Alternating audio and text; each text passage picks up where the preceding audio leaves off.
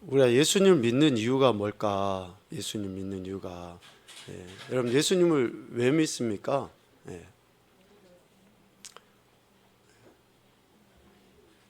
예수님을 왜 믿습니까? 왜? 사람들이 종교를 갖는 것은 대부분 그 마음의 평안을 얻기 위해서 종교를 이렇게 갖죠. 그리고 또 뭔가 좀 더 고차원적인 종교에 대한 이야기를 하면 구원에 대한, 그러니까 죽어서 죽음 이후에 뭔가 좀 얻기 위해서 그렇게 종교를 갖는 거죠. 예수님 믿는 것을 사람들이 그런 정도로만 생각을 하면 큰 오산입니다. 뭐 좋은 사람이 되기 위해서 예수님 믿는다? 이건 옳지 않아요. 좋은 사람이란 건 실질적으로 있을 수가 없습니다. 그래서 우리가 예수님 믿는다라고 하는 것은 좋은 사람이 되기 위해서가 아니라 하나님을 기쁘게 하기 위해서, 하나님을 기쁘시게 해드리기 위해서 우리가 예수님 믿는 거예요. 우리 인간의 존재 목적이 뭡니까? 존재 이유가 뭐예요?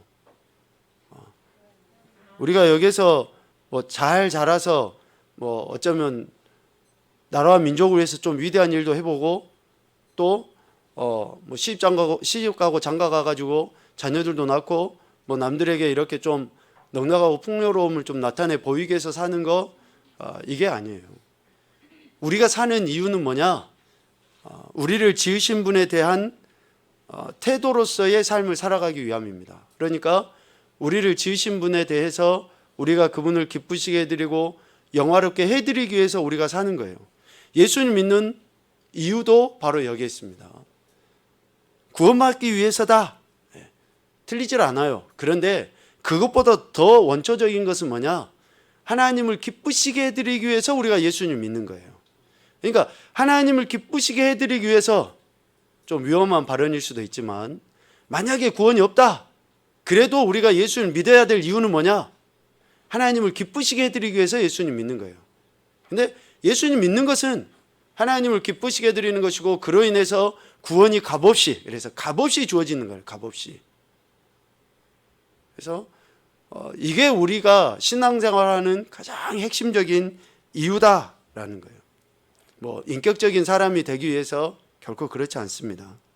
하나님을 경외하고 하나님의 뜻을 이루는 그러한 믿음의 사람이 되기 위해서 우리는 예수님을 믿는다라는 거죠. 이것을 달리 표현해 보면 예수님을 닮아가는 삶, 예수님을 믿는다라고 하는 것은 예수님을 닮아가는 삶을 살기 위해서 예수님 믿는 거예요. 우리가 누군가를 막 좋아하잖아요. 그러면 그 사람을 닮아가고 싶어요. 좋아하는 사람을. 행동, 말투, 뭐 이런 것까지 닮아가요. 내가 그 사람을 되게 좋아하며. 우리가 예수님을 믿으면, 믿는다고 하는 것은 바로 그거예요. 그분을 닮아가기 위해서 믿는 거예요. 전혀 다르지만, 우리는 그분과 다르지만 우리가 그렇게 닮아가기 위해서 예수님을 믿는 것이다 라는 거죠. 그래서 우리의 정체성 뭐 계속 이야기를 합니다. 내가 예수님 믿는다라고 하는 그 정체성, 그거는 결국은 예수님을 내 삶에서 살아내기 위함이에요. 살아내기 위함. 그래서 뭐 한동안 이야기했던 것처럼 예수, 작은 예수 뭐 이렇게도 표현했는데, 하여간 우리는 남자든지 여자든지 어른이든지 아이든지 뭐 남녀노소 누구든지 간에 예수님 믿는다고 할 때에 가장 중요한 것은 뭐냐? 내 삶의 현장에서 그분을 닮아서 그분이 사셨던 삶을 살아내는 것. 그러니까 인격적인 삶을 포함한 거예요. 포함한 겁니다. 여러분, 예수님이 공생의 기간 동안에 하셨던 사역을 한번 살펴보세요. 예수님은 굉장히 인격적인 분이십니다. 아이들에 대해서, 약한 자들에 대해서 굉장히 인격적으로 대하신 분이셔요. 바리새인이나 서기관들이 하나님을 안다라고 이야기하고 그들이 뭔가 기득권을 갖고 있다고, 권위를 갖고 있다고 이야기함에도 불구하고 그들은 시조로 비인격적이었잖아요. 아이들 무시해요. 여자들 천대시 여겨요. 심지어는 사마리아인들은 인간 취급도 하지 않아요. 그러니까 그들이 뭔가 하나님을 안다라고 이야기했지만 그들은 진짜로 하나님을 믿는 게 아니었다라는 거예요. 하나님이 어찌 그렇게 비인격적인 분이십니까? 전혀 그렇지 않거든요. 그러니까 우리가 지금 우리의 신앙을 바르게 되어져 있는가라는 것을 우리 스스로가 점검해 볼 수 있어요. 어떨까요? 지금 내 안에 이러한 인격적임이 나타나고 있는지, 즉 이러한 신앙의 성숙함이 내 안에서 드러나고 있는지 우리 스스로가 그것을 진단을 해보면 어때요? 내가 예수님을 지금 제대로 믿으려 하고 있는가? 아니면 여전히 그냥 감정적으로 내가 신앙생활을 하고 있는가? 소위 말하는 종교 행위를 하고 있는가? 라는 것들이 이렇게 우리 스스로 진단이 되어져요. 그러니까 예수님께서 사셨던 그 삶처럼 이것을 뭐라고 해요? 신앙의 인격이라고 해요. 신앙의 인격. 이런 신앙의 인격이 좀 차원 높은 신앙이 돼야 돼요. 화난다고 해서 다 화를 내면은 안 돼요. 저처럼.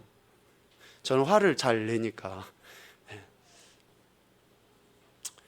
웃자고 했는데 그냥 제가 컨디션이 좀 안 좋아가지고 여러분 이해하시고 그냥 들으세요. 우리가 우리의 생각대로 감정대로 그렇게 살아서는 안 돼요. 예수님은 그렇게 하지 않으셨으니까. 그러니까 신앙의 인격은 우리가 그 사도 바울이 갈라디아서 이야기하는 것처럼 이런 성령의 열매라고도 표현할 수 있어요. 그런 행태들이 드러나야 돼요. 그런 행태들이. 그러니까 보이는 거죠. 우리 스스로도 그렇고 다른 사람에 대해서도 그렇고. 그래서 예수님 믿는다는 것은 결국 이런 신앙의 인격이 성숙되어져 감으로 표현되어지는 거예요. 성숙되어져 감. 이것을 계속 이야기하잖아요. 성화예요. 성화. 이런 성화의 모습으로 지속적으로 나타나야 돼요. 나타나야 돼. 그래서 되짚어 보면 내 믿음이 어떠한지 또 어느 정도의 그 과정 속에 있는지 바울이 표현한 것처럼 어린아이인지 아니면 좀 더 성숙했는지 청장년인지 더 어른인지 선생인지 이런 것들을 우리가 점검해 갈 수 있는 거죠. 그래서 우리의 신앙 인격 성숙이란 결국 예수 그리스도를 닮아서 하나님을 신뢰하고 하나님의 주권을 인정하고 또 혹 고난이 있다 할지라도 그 가운데서 하나님을 찾는 것이 진정한 신앙의 인격, 이런 성숙함을 갖고 있는 성도다라고 할 수 있는 거죠. 그래서 우리는 그것을 지향하는 거예요. 날마다 생각하는 거예요. 그래서 여러분 계속 묵상이라는 이야기를 하는 이유는 뭡니까? 그것을 계속 생각하면 그렇게 되어져 가요. 생각을 하면. 좋은 것을 계속 보고 좋은 것을 계속 생각하면 그렇게 닮아져 가게 돼 있어요. 어머니들 다 태교라는 걸 해보셨잖아요. 태교를 하는데 그냥 날카로운 음악 듣는 사람이 있습니까? 안 그래요. 태교를 하는데 막 싸우는 거, 막 폭력적인 거 그런 거 보는 사람이 있어요? 그렇지 않아요. 왜요? 그 아이에게 좋은 것을 주기 위해서 그게 흡수가 되니까, 스며드니까. 그러니까 정말 최고 좋은 것들을 듣고 보고 먹으려고 하는 거예요. 진짜 흠 있는 과일도 잘 안 먹으려고 그러잖아요. 네, 태교하면. 그만큼 우리가 생각하는 것이, 보는 것이 중요하다라는 거예요. 중요하다. 닮아가니까. 여러분 말씀 묵상을 그래서 강조를 하는 겁니다. 신앙의 진정한 성장과 성숙을 위해서 예수 그리스도를 닮아가는 그런 삶을 살기 위해서 그러는 거예요. 오늘 신명기 8장 1절부터 3절 말씀에 보면 하나님께서 이 말씀을 통해서 이스라엘 백성들을 테스트해 보시는 것에 대한 이야기가 나옵니다. 테스트해 보시는데 우리가 예수님을 믿는다라고 할지라도 이 믿는다라는 그 말로 인해서 완전해졌다라고 표현할 수는 없어요.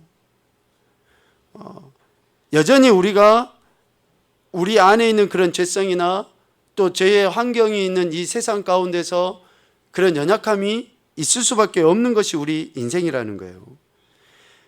일찍이 이스라엘 백성들의 모습을 보면 우리가 이스라엘 백성을 애굽에서 건진받은 것을 뭐라고 표현합니까? 구원으로 이렇게 표현을 해요. 구원으로 영적인 의미로 보면. 그런데 그들이 애굽에서 건진받은 이 구원의 은혜를 경험했는데 그 이후에 바로 가나안 땅에 들어간 게 아니라 오늘 본문에도 나오죠. 몇 년이라고 했습니까? 40년 동안 그들이 어디에서 생활을 했어요? 광야에서 생활을 했어요. 광야에서.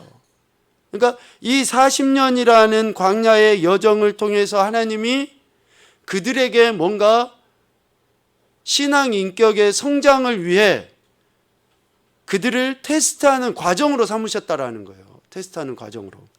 그러니까 오늘 우리도 예수님을 믿고 바로 그냥 천국에 가는 것이 아니라 주님이 우리를 부르실 때든지 주님이 다시 재림하실 때든지 간에 그 여정의 시간이 뭐 어떤 사람은 10년, 20년, 30년, 50년, 100년일 수도 있죠.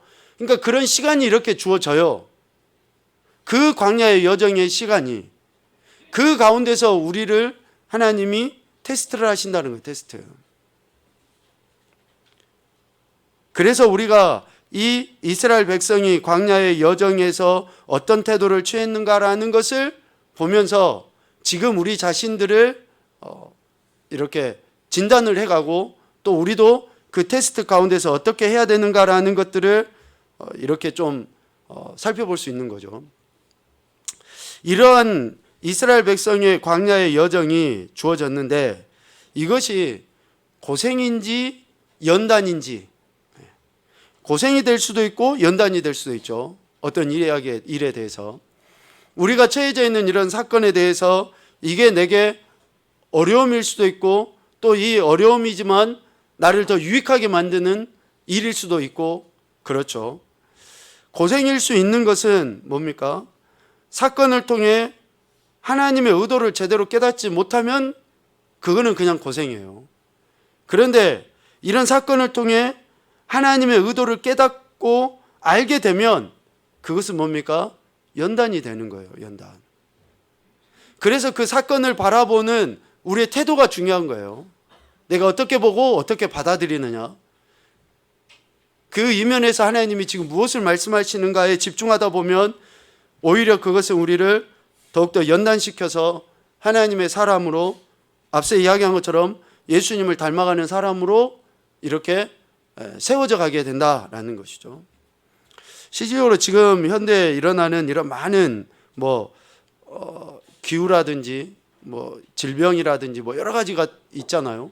이런 것들을 통해서 우리가 하나님이 지금 우리에게 무엇을 기대하고 계시는가라는 것들을 우리가 알게 되면 오히려 더 좋은 기회가 되는 거죠.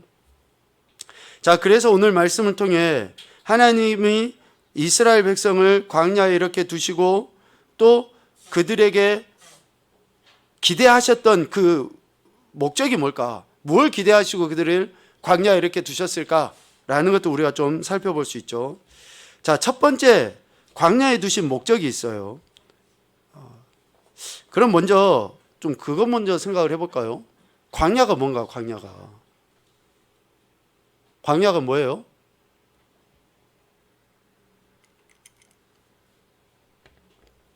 어떤 결핍의 상태이겠죠. 어떤 결핍의 상태. 그러니까 관계라든지 또 물질이나 건강 이런 모든 것들에 결핍된 상태. 이것을 광야라고 이야기할 수 있겠죠.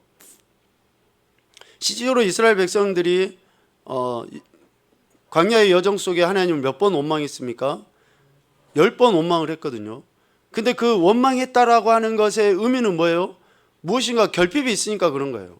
물이 없다, 먹을 것이 없다, 이런 그 결핍 가운데서 그들이 하나님과 모세를 원망한 거죠. 그러니까 광야는 무엇인가 결핍된 상태를 이야기합니다. 다시 표현하면 오늘 그 신명기 8장에 2절 3절에 계속 나오는 그 말로 바꿔보면 뭡니까? 낮추시며. 광야의 상태는 낮아짐의 상태입니다. 낮추시는 거예요, 하나님이. 이런 낮아짐, 하나님이 낮추심의 그 상태. 왜 그럼 하나님이 낮추시는가? 왜 이런 결핍 가운데 하나님이 두시는가? 첫 번째는 2절 말씀을 통해서 볼 때에 중반 이후에 나오죠. 내 마음이 어떠한지 그 명령을 지키는지 지키지 않는지 알려 하심이라. 이스라엘 백성을 그렇게 하나님이 낮추심의 이유, 광야 가운데 두심의 이유는 뭡니까? 그들의 마음을 지금 보시기 위함이에요. 마음. 내 마음의 중심이 하나님을 향하고 있는지, 이런 결핍의 상태임에도 불구하고 내가 하나님만 신뢰하고 있는지, 이런 결핍의 상태에 먹을 물이 부족하니까 물을 찾아서 내가 직접 나간다든지, 또 뭔가 내가 부족하니까 내가 하나님을 바라보기보다는 무엇인가 다른 것을 의지하고 있는지를 테스트해 보시는 거예요. 여러분 결핍 가운데 있습니까? 그러면 그 결핍의 그 해결점을 하나님께 둬야지 돼요. 지금 마음을 보시기 때문에 그러는 거거든요. 마음을 보시기 때문에. 그리고 그 마음이 하나님께 있는지 어떤지, 그 다음에 그 명령을 지키는지 지키지 않는지. 그러니까 마음이 하나님께 있으면 명령을 지킬까요? 안 지킬까요? 당연히 지키게 되는 거죠. 마음이 하나님께 없으니까 지키지 않는 거예요. 매우 무거운 이야기를 하고 있어서 여러분들이 지금 무거워서 다 고개를 이러고 계시는 줄 알아요. 엄청 무거워요. 지금 이 이야기가 정말로 무거운 이야기입니다. 내가 마음이 하나님께 있으면 하나님의 말씀을 지키게 돼 있어요. 명령을. 근데 마음이 없으니까 말씀을 안 지키는 거예요. 우리가 아무리 그냥 뭐 여러 가지 핑계를 다 대고 자기 합리화를 시켜도 정답이에요. 이게 내 마음이 하나님께 없어요. 더 원초적으로 이야기하면 내가 진짜 하나님을 안 믿는 거예요. 제대로. 말은 믿는다고 해요. 내가 교회는 다닌다고 해요. 그런데 안 믿어요. 안 믿어. 그러니까 하나님 말씀을 지키지 않아요. 여러분 2절 중반 이후의 말씀을 봐보세요. 그렇게 돼 있어요. 네 마음이 어떠한지, 그 명령을 지키는지 지키지 않는지를 알려고 하나님이 낮추시는 거거든요. 광야 가운데 내버려 두신 거예요. 지금 결핍 가운데 내버려 두신 거예요. 연단하시는 거예요. 내 마음이 정말로 하나님으로 가득 채워져 있으면, 우리가 흔히 이야기하잖아요. 주님 한 분만으로 만족합니다. 그러면은 어때요? 아무리 결핍이 돼 있어도 하나님 명령을 지키게 돼 있다니까요. 그런데 우리가 마음이 그렇게 안 돼 있어요. 마음이. 그래서 명령을 안 지키는 것으로 나타나요. 그래서 첫 번째 광야에서 연단하시는 목적이 바로 이거예요. 우리의 마음이 어떤지를 보시는 거예요. 마음이. 우리는 조금 부족하고 조금 힘들고 어렵고 그러면 금세 우리가 그 힘들고 어려움을 주는 그 원인, 그것에만 그냥 눈이 땡그레져 갖고 그것만 쳐다봐요. 그 이면에 하나님이 기대하시는 것을 생각하지를 못하고.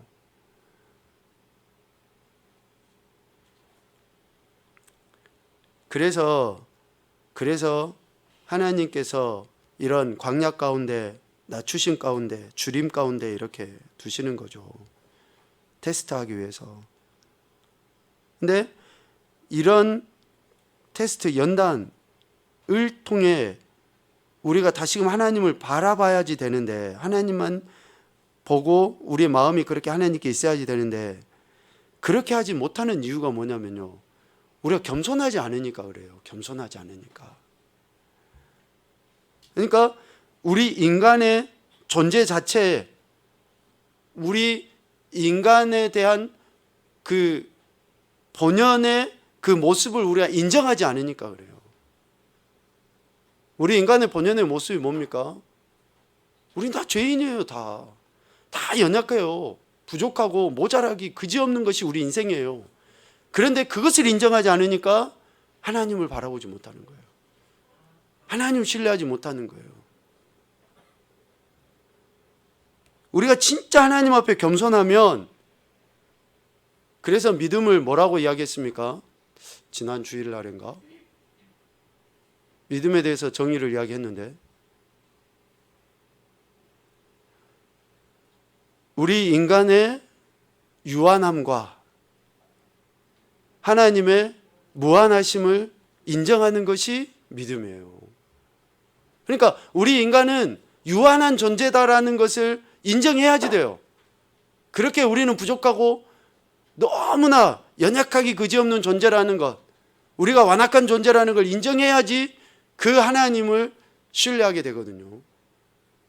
그런데 그것을 못하니까 이런 고난이 주어져도 그것을 받아들이지 못해요.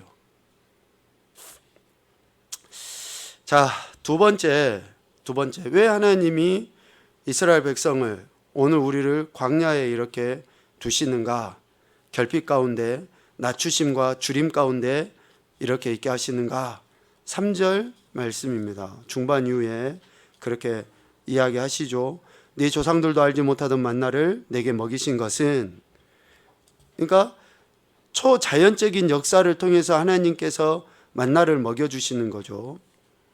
근데 이렇게 만나를 먹여주신 것은 그냥 단순히 그들이 배불러서 하늘에서 뚝 떨어지는 만나를 먹고 그것을 경험시키기 위해서 하나님 그러신 게 아니에요. 그 이유에 뭐라고 되어 있습니까? 사람이 떡으로만 사는 것이 아니고 여호와 입에서 나오는 모든 말씀으로 사는 줄을 알게 하기 위해서 하나님이 그렇게 하신 거예요. 그러니까 하나님이 줄이시기까지 해요, 우리 인생을. 그러니까 결핍 가운데 이렇게 있게 하는데 하나님이 그런 은혜를 베풀어 주시죠. 초자연적인 은혜를. 실제로 우린 지금 초자연적인 은혜 가운데 살고 있습니다. 시작. 꼭 가르쳐 줘야지 하면을. 지금 우리는 초자연적인 하나님의 은혜 속에 지금 살아가고 있어요. 그것을 허락해 주신 이유가 뭐냐? 사람이 먹는 것, 사람이 입는 것, 이런 것으로만 사람이 사는 존재가 아니라 무엇보다도 근본적으로 뭐예요? 이 모든 것들을 허락하시고 허용하시고 주관하시는 하나님의 말씀에 의한 사는 존재라는 것을 가르쳐 주시기 위해서 우리를 결핍 가운데 두시는 거예요. 그러면서 하나님이 그런 초자연적인 은혜들을 베풀어 주시죠. 그러니까 여러분이 지금 우리가 이렇게 숨쉬고 살아가는 것에 있어서 정말로 하나님 앞에 감사해야 될 이유가 뭡니까? 우리를 이 결핍에서 하나님이 채워주심으로 인해서 우리는 하나님의 말씀 가운데 그 말씀이 우리를 살리고 있다는 것을 고백하게 하기 위해서 지금 우리에게 이런 생명을 계속 하나님이 연장시켜 주시는 거예요. 그래서 두 번째는 바로 이거죠. 하나님의 말씀으로 사는 줄을 알게 하기 위해서. 여러분, 우리는 하나님의 말씀으로 사는 존재들입니다. 먹을 것만 먹어서는 안 돼요. 입에 들어가는 거 꼭 떡으로만 사는 존재가 아니라는 것을 우리가 꼭 기억을 해야 됩니다. 떡이 좀 부족해도 괜찮아요. 육신애가 좀 부족해도 괜찮습니다. 하나님 말씀을 먹지 못하면은 그것은 더 심각한 문제입니다. 오늘 우리가 그래야지 되고요. 우리 아이들이 그래야 돼요. 우리 아이들이 육적으로는 굉장히 많이 풍성하고 풍요로운데 영적으로는 진짜 빼짝 말라져 가고 있어요. 매우 심각한 문제입니다. 우리 아이들이 육적으로 좀 뭔가 부족해도 영적으로 더 풍성하게 먹이도록 부모님은 그렇게 하셔야지 돼요. 그걸 놓쳐버리면 안 됩니다. 여러분, 아이들이, 부모들이 그러잖아요. 애들이 커갈 때 한참 먹을 나이 때 되면 어때요? 그 계속 이렇게 막 진짜 막 많이 사다가 돼서 먹이잖아요.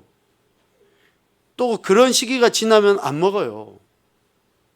우리 영도 그래요. 똑같아요.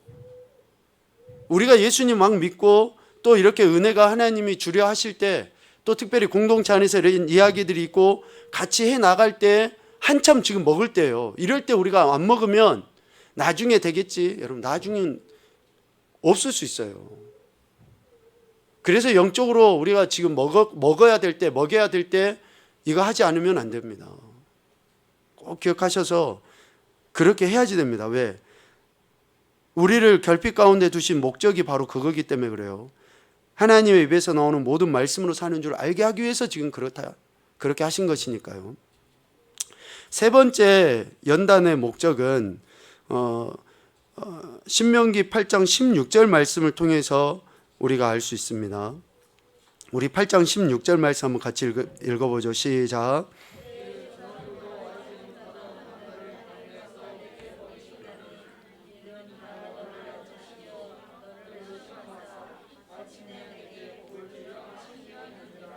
아멘. 자, 하나님께서 이런 결핍 가운데 광야 낮추시고 시험하시고 줄이게 하시고 목마르게 하시고 막 이런 결핍 가운데 있게 하신 그 이유는 뭐냐? 결국에는 우리를 복 주시기 위함이에요. 복 주시기 위함. 여러분 복 받으셔야지 됩니다. 예. 자, 제가 먼저 이야기를 드리겠습니다. 여러분 복 받으십시오. 예. 복 받으라 해도 아멘을 안 하고 막 진짜. 자, 아멘 한 사람들은 잘 들으셔야지 됩니다. 그러면 복 받습니다. 복이라는 단어의 히브리어는 바라크라는 말을 많이 씁니다. 축복하다 뭐 그런 말도 쓰는데 바라크. 이 바라크라는 말의 의미는 무릎 꿇다라는 의미가 있어요. 무릎 꿇다. 그러니까 하나님이 우리에게 복 주시려 하심이다. 그래서 우리를 낮추셨다라고 할 때에 이 복은 뭡니까? 뭐 우리가 소위 말하는 기복적인 그런 복의 개념이 아니라 내가 하나님 앞에 무릎 꿇게 하기 위해서 하나님이 나를 낮추시고 광야 가운데 있게 하시고 목마르게 하시고 줄이게 하신 거예요. 나를 무릎 꿇게 하시기 위해서. 그러니까 우리가 우리 인생이 받아 누릴 수 있는 최상의 복은 뭡니까? 하나님께 무릎 꿇음이 최상의 복이에요. 이것이 서두에 이야기한 것처럼 우리가 예수님을 믿는 목적은 뭡니까? 예수님을 닮아가고 하나님을 기쁘시게 하고 영화롭게 하기 위해서 우리가 예수님을 믿는 거라고 했죠. 우리 인간의 존재 이유. 그러니까 내가 하나님께 무릎 꿇는 것, 하나님을 기쁘시게 하는 것, 이 자체가 뭐라요? 복이에요. 복. 그러니까 복을 다른 데서 찾으시면 안 돼요. 내가 지금 오늘 하루 얼마나 하나님 앞에 무릎 꿇었는가, 내가 얼마나 하나님 말씀에 굴복했는가, 내가 얼마나 하나님을 자꾸 생각했는가, 이게 오늘 하루 내가 복 받은 거예요. 복 받은 거. 그런데 우리는 복 받은 것이 다른 거잖아요. 그러니까 하나님은 계속 우리가 다른 것을 생각하면 생각할수록 더더욱더 결핍 가운데 두셔요. 더더욱더 광야 가운데 두셔요. 왜? 하나님의 결국은 뭐예요? 우리 택하신 백성된 자녀된 우리들이 복받기를 원하시는 것이 하나님의 뜻이에요. 내가 하나님 앞에 굴복하는 것이 가장 하나님이 기쁘시고 바라시는 거예요. 그 복종, 그러니까 자녀요, 성도요, 그리스도인으로서의 그런 자세를 취하는 것, 이것이 최상의 복이라는 거예요. 그러니까 우리가 이런 복의 개념을 알고 있으면 어때요? 더더욱더 지금 내 이 결핍의 상황 속에서 하나님만 바라보게 되는 거죠. 하나님만 의지하게 돼요. 그러니까 위를 쳐다보는 거예요. 만나가 떨어지는지. 왜? 하나님이 그렇게 나를 지금 낮추셨으니까 하나님 바라보는 거죠. 내가 지금 넘어져 있잖아요. 그러면 하나님이 이렇게 주시는지 위를 바라보는 거죠. 이게 복이에요. 이 자체가. 그러니까 복은 무엇인가 가시적인 것으로 우리가 얻어서 그게 복이라는 게 아니라 내가 더 하나님 앞에 굴복하는 것, 이게 복이라는 거예요. 그래서 하나님은 우리가 무릎을 꿇을 때까지 하나님 우리를 낮추셔요. 그러니까 우리가 빨리 일어설 수 있는 길은 뭘까요? 빨리 무릎 꿇어버리면 돼요. 얼른 초장에 무릎 꿇어버리면은 된장이 맛있는 거죠.